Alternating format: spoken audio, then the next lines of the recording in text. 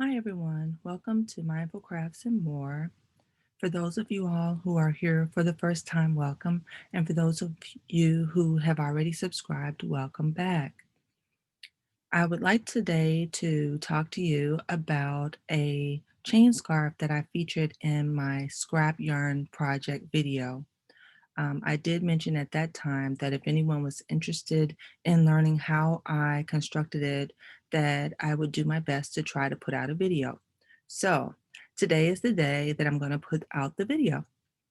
The video is going to go in two parts, just because I wanted to explain it. It is a easy beginner project, and so I did do a lot of explaining in it. Hopefully it'll be understandable, and if there are any questions on it or things you don't understand, then by all means, please put a comment in the description box, and I will do my best to try to explain it so that you can complete yours. Okay, so I am going to share my screen so that it will go to my presentation. Here we go, guys.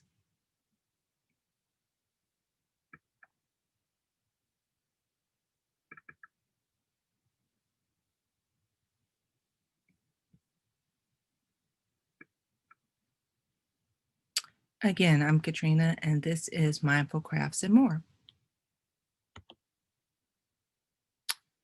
So these are the chain scarves that were featured in the video on scrap yarn projects, which was just meant to inspire you to find ways to use the leftover yarn from any project that you have completed. The things you'll need will be listed here as well as in the next videos. Here we go. Hi everyone, welcome to Mindful Crafts and More. Today I'd like to show you how to make a chain scarf.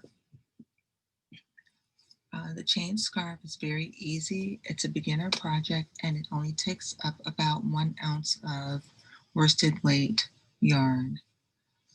I'd like to show you the construction of it and then we'll get into the materials. Okay, so basically it's a series of chains that you're going to do, and you're going to try to maintain the orientation of your chains so that they're not twisted, and you're going to continue until you get to a connection point where we will use stitches here to connect it all together. Once we have all our chains connected and put together, then we're going to close this area up and hide our ends. Okay, so materials that you're going to need are as follows. You're going to need either an H hook or an I hook. You'll need a pair of scissors. You'll need either a yarn needle or a tapestry needle. You'll need 2 stitch markers, and then you'll need your yarn. Today I am using Red Heart Super Saver. You should start, if you are a beginner, with a bright or light color yarn so that you can see your stitches and see what you are doing. If you are more experienced, then by all means, any colored yarn will work for this project. Okay, so I'm going to stop it right here, give you guys a chance to get your materials together, and then I will be back.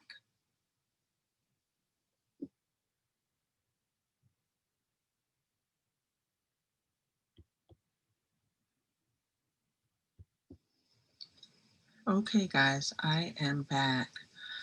The first thing we're going to do is we're going to make a slip knot. The way I make my slip knots is I take my end of my yarn and I have it towards me, and then I make a bend with the yarn and hold my working yarn away from me. I take the yarn and I make a twist away from me, and then I pull the yarn that's coming from underneath through the loop that I just made. This makes a slip knot. The difference between a slip knot and a true knot is if you pull the two ends, your knot becomes undone. Okay, so I'll try that again. I'll show you. I'm holding the short end towards me, the working end away from me, twisting it away from me, and then bringing the yarn that came from underneath through. There are several ways to make a slip knot. Either way will work. All right, so I'm going to take my hook, and right now I am choosing an H hook, and you can again try either an H or an I hook. If you are very tense, I would recommend an I hook. All right, so we're going to take our hook and put it in the slip knot and then bring it close.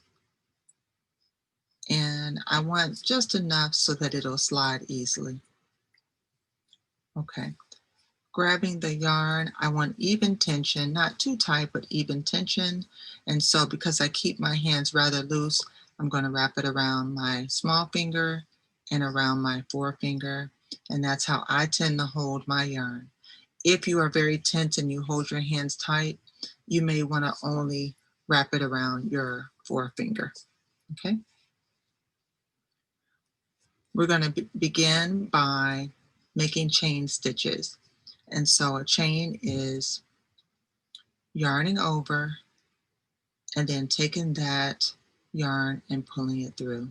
That is a chain, and that counts as number 1. I'll do 9 more to show you.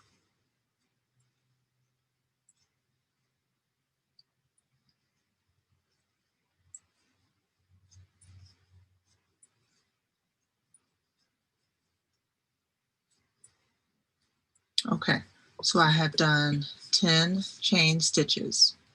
All right, now if you look at the stitches, you can see they look like a series of V's that are stacked on one another. This is the right side of your work. If I flip it around, then you see a series of bumps. Okay, and we're going to consider that to be the back side of our work. So the front side of your work is going to be facing you and it's a smooth side, and the back side of your work is going to be a bumpy side, and that'll be away from you. All right, so what we're going to do with this pattern is we are going to chain 140 stitches.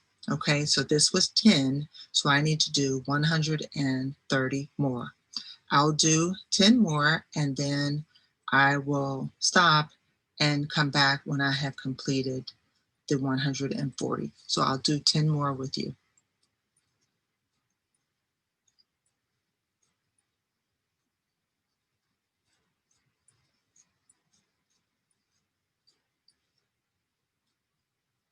Okay, so that gives me 20 chain stitches.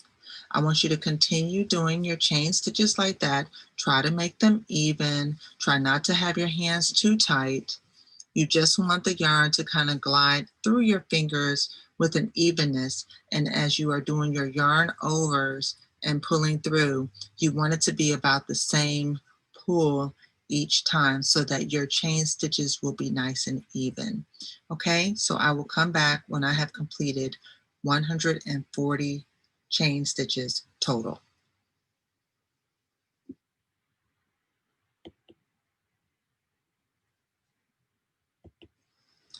Okay guys, so I am back. I have completed 140 chains. It's a nice long chain, as you can see here. What you do is you want to keep the chain untwisted. And so the way you do that is if you hold it so that your thumb is resting on the front of your work, which are the smooth stacked V's, and then your forefinger is on the back part of the work, which has the textured bumps, and you just kind of run it down. So I'm going to put my hook like this so that it's right in the same orientation, and I'm just going to run my um,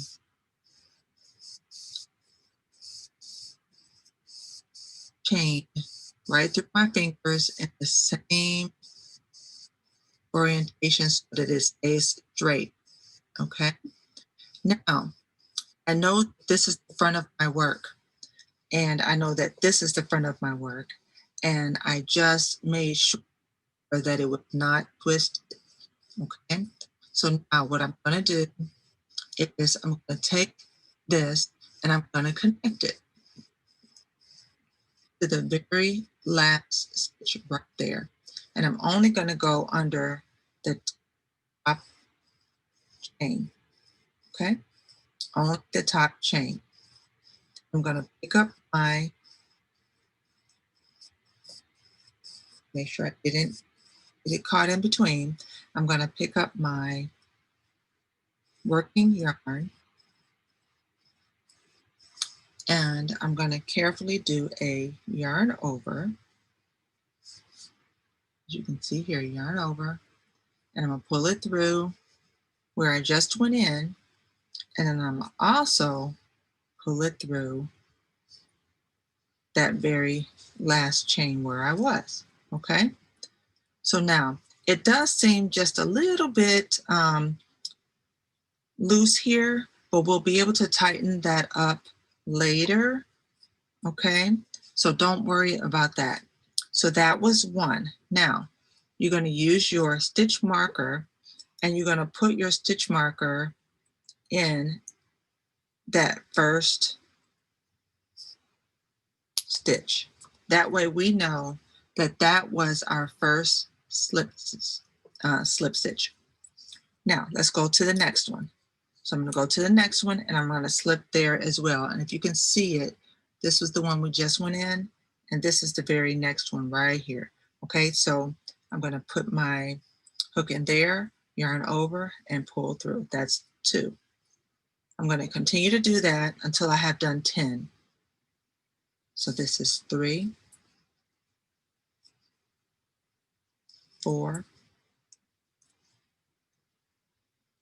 5, 6, 7,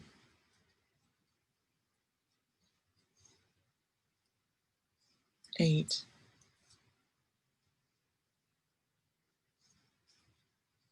9, and 10. Okay, now I'm going to take my second stitch marker and I'm going to put it right in that stitch so that I know this was 1 and this is 10. Now, what we're going to do here is we want to keep the same orientation for our chains.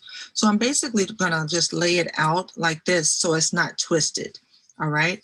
I know that I don't have this twisted, and if I continue with this same orientation, then the remainder of my chains won't be twisted either. So now I am going to chain 130 this time. The last time we chained 140. This time we will chain 130. Okay, and so let's start, and I'll do 10.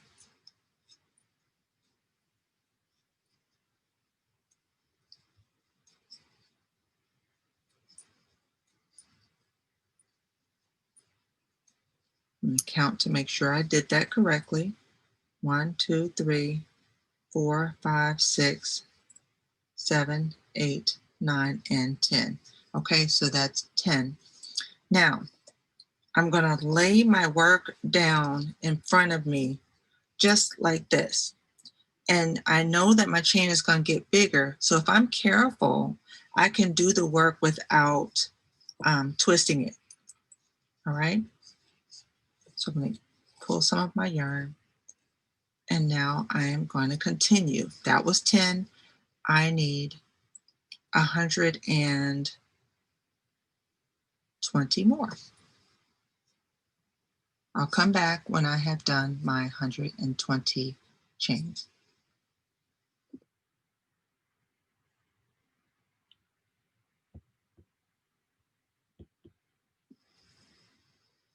Okay, so I have now completed my 130 stitches.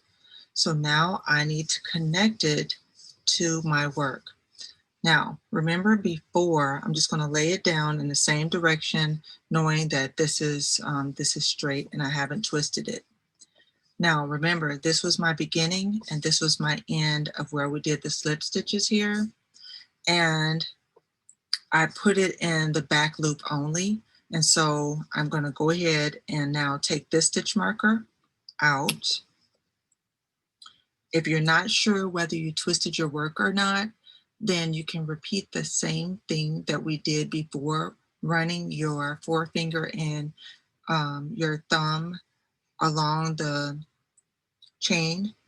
But I'm pretty sure that I got mine, so I'm just going to lift it up like this and put my stitch marker down, and then I'm going to pick up my work and I'm going to insert my hook just like this, and I'm holding that work to make sure it does not rotate along this until I have secured it with my slip knot.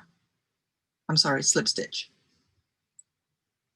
Okay, so now that was my first one. I'm going to take my stitch marker and I'm going to put it right in that first stitch so I know I have it there. Okay, and so this one is 1, and then I'm just going to continue. 2,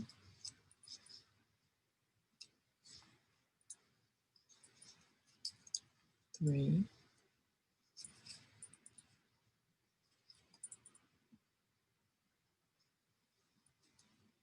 4,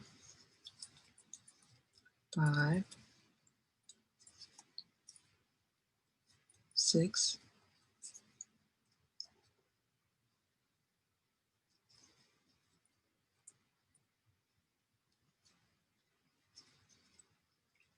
7,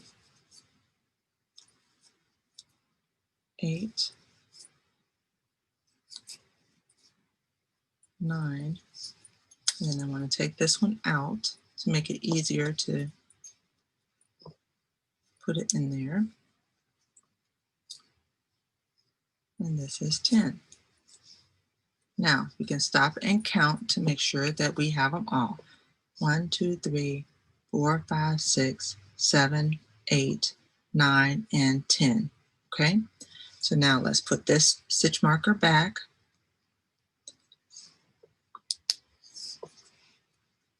Okay, so now that's the second row and we have 2 chains. So all you're going to do is continue to repeat this until you have completed 10 total chains. Okay, so let's begin again.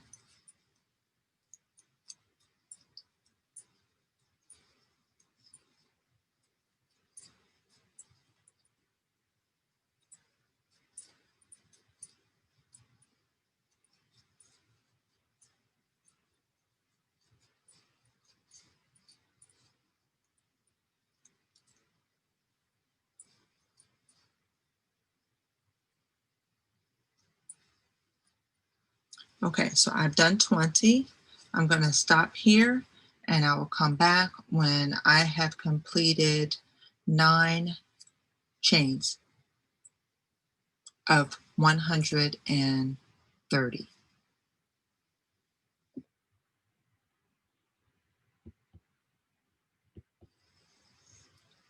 Okay guys, I thought I would just stop when I am halfway there just so that you can see how it should look. All right, the area where we're doing our slip stitches in the back loop only should kind of look like this. This is the beginning, but again, not to worry about that because we're going to make that look a lot neater in the end.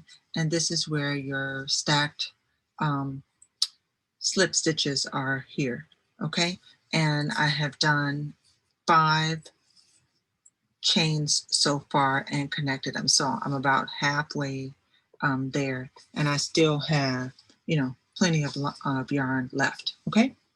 All right. So I'm going to continue. Hopefully you guys are doing okay with this and keeping your chains nice and smooth and straight and not twisted. And I will be back.